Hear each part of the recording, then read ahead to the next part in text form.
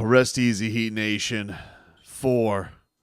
The losing streak is over. Your Miami Heat beating the Pistons tonight, 108-95, to snap that godforsaken 4-game losing streak. Whew. I could actually start enjoying my weekend now, man. I was stressed out about this one. I was like, oh, my God, Fontecchio again. Enough with Fontecchio. Goes out there, you're hitting a ridiculous amount of threes. You think you are, Fontecchio. You're trying to come out here and ruin my weekend. Alas, as great as he was, and he was, doing what he could today for the Pistons. 24 points. He was 5 of 8 from downtown. He was doing it all. But he was no match for Bam Adebayo, because though he outscored him by just a couple of points, Bam really not needed in the fourth quarter. It was nice to take it easy and get to relax. As Bam tonight, 22 points, a just incredible second quarter from the Miami Heat center to turn the tide of this game. It was getting a little bit, back and forth, a little too comfortable for the Pistons. They go into the second with the lead, and Bam's like, no, enough of this nonsense. And he put up a 16-point second quarter. Had just all of it working for him, including his second from downtown in as many games. So Bam, it was kind of, we get that going. Then he goes and he gets a beautiful little jump hook. Then this was a very interesting play, because Eric Spoelstra, the Miami Heat, Bam gets goes down the lane, makes some contact. They call immediately offensive foul, no basket. And in a rarity, Spo challenges early for a chance for the Heat to go up 4, and it gets overturned. So the bucket is good for Bam.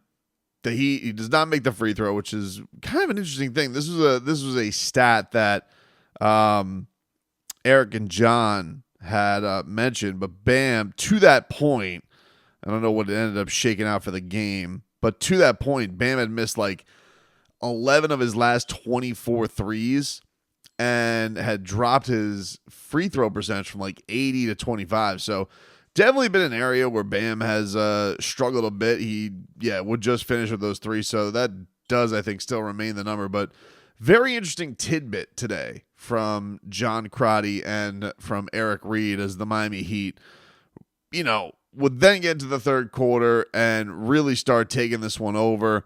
And that was really courtesy of Duncan Robinson, Bam Adebayo, their chemistry together.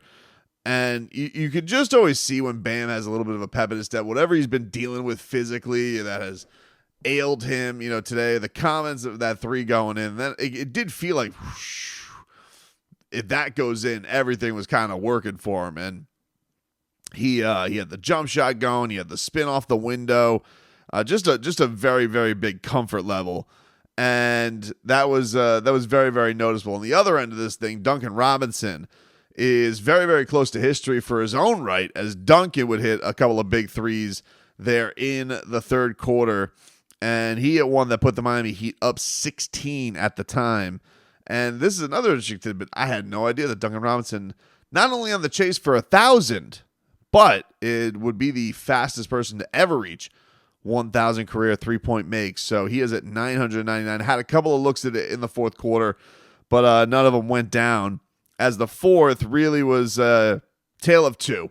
It was Thomas Bryant, who did another tremendous job today in the fourth quarter, playing for Bam Adebayo and play with a real tenacity, man. He was doing some great stuff. He had a huge block in this game on Cade Cunningham that led to a shot clock violation, but was going up strong, getting in ones. And then on the other side of things, Caleb Martin. I mean, Caleb Martin, what can you say about this guy? First of all, he's the greatest of all time when it comes to foot on the line long two. And then on the other side, end of the shot clock, he's just so calm in those spots. And he had a huge one there that, that kind of made it a laugher at this point.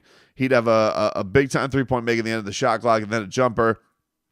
He were basically up 20 at that point and took it all the way home. So a huge TCB win for your Miami Heat. They were able to take care of business today in a game that was much needed. And still like not a game where they got even a B game, a very, very quiet night offensively for Jimmy Butler, who finished with 14 points, 5 of 11. Again, they're throwing a lot of size at him. He did not get to the free throw line a ton. He got there 5 times, so still not in that average spot that he's normally at.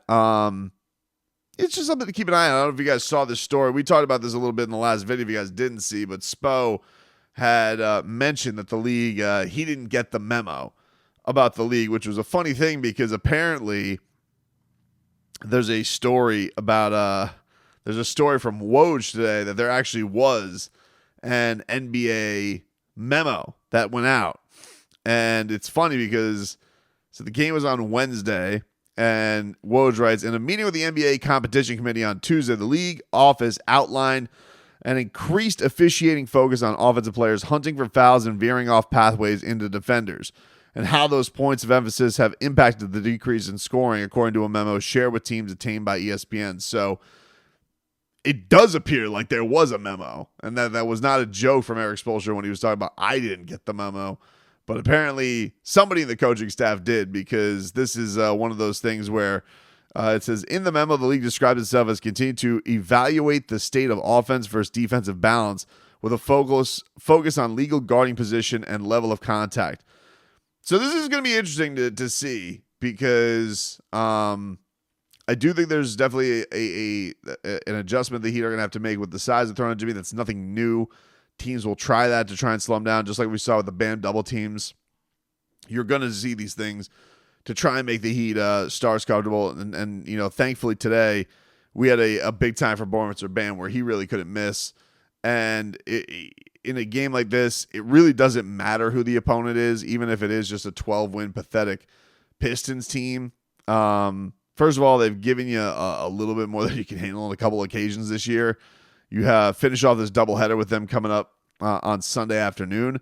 But also, you just, for the situation of getting guys going, you know, and I think that is the important thing here, more so than, oh, you're taking on this point. Right now, the Heat just need to bear down, get some wins. So you did not get like a monster game. You didn't get a bad game from Jimmy today. It was one of those where he didn't really have to put his fingerprint on it. And in fact, they had said going into this that Jimmy, 4 straight games now playing the entire fourth quarter, which has been a little bit of an interesting switch that Spo has been doing with Jimmy. And mind you, those are 4 games in a row that they've lost. So I don't know if that's something they're going to continue to do. This was a little bit one of a hard one to judge, even with the change of substitution pattern, because it began to be such a blowout. Jimmy only played half the fourth quarter. So we didn't really get a true evaluation of that for the Miami Heat and anything that they're dealing with there, but definitely something to keep an eye on in this one. You have a few things to keep an eye on. 1, Jimmy. 2, Bam continuing the success. Then Duncan Robinson being on the watch. And I got to give it up to Thomas Bryant. Thomas, just going back to it again, today he was 11 points. He got to flex a little bit, peacock a little bit on offense, but he's had a couple of games in a row. Even into the minutes he held against Joker, he did okay. And I mentioned this, that this loss to Kevin Love has been felt in a big, big way. I think this is something that the Heat really, really need from giving Bam a night where he doesn't have to play 30 minutes. We know that he's ailing a little bit and hearing some things and feeling some things. So having that on top of the idea that you get some good minutes from that backup 5 spot was really key. So great to see. Nice win. Nice to take it by the reins there in the second half against a bad team. Never really feeling like any levels of discomfort. The Heat really put that behind them after the first quarter. So fantastic. And now they got to go do it again. As of right now, before I wrap this puppy up, let's see what scores we got right now, because this was an early game. There's some more playing. Anybody of note who lost? No. Nah, the only team that we're looking at right now is the Magic, and they're up 16 right now at the start of the fourth quarter. So I'd imagine they're going to put that one away against the Raptors, and that would put the standings at, they would still be 2 games up on Miami. Heat's a half game back of getting into back out of the play-in, and with the Indiana, but Orlando's 2 up on them in the loss.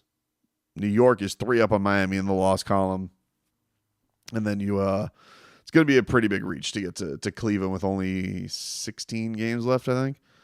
So we'll see. But this the first thing, you had to get the first one to snap the skid, and they were able to do that tonight.